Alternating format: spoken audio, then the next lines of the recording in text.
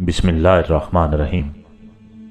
خطبات امیر المومنین امام علی علیہ السلام، نہج البلاغہ، خطبہ نمبر 71۔ جمل کے موقع پر جب مروان بن حکم کو گرفتار کیا گیا تو اس نے امام حسن اور حسین علیہ السلام سے خواہش کی کہ وہ امیر المومنین امام علی علیہ السلام سے اس کی سفارش کریں۔ چنانچہ ان دونوں حضرات نے امیر المومنین امام علی علیہ السلام سے اس سلسلے میں بات چیت کی اور حضرت نے اسے رہا کر دیا۔ پھر دونوں شہزادوں نے کہا، یا امیر المومنین یہ آپ کی بیعت کرنا چاہتا ہے؟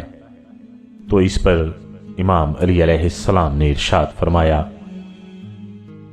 کیا اس نے عثمان کے قتل ہو جانے کے بعد میری بیعت نہیں کی تھی؟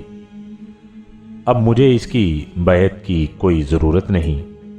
یہ یہودی قسم کا ہاتھ ہے، اگر ہاتھ سے بیعت کرے گا تو ذلیل طریقے سے توڑ بھی دے گا۔ تمہیں معلوم ہونا چاہیے کہ یہ بھی اتنی دیر کے کتا اپنی ناک چاٹنے سے فارغ ہو حکومت کرے گا، اور اس کے 4 بیٹے بھی حکمران ہوں گے، اور امت اس کے اور اس کے بیٹے کے ہاتھوں سے سختیوں کے دن دیکھے گی۔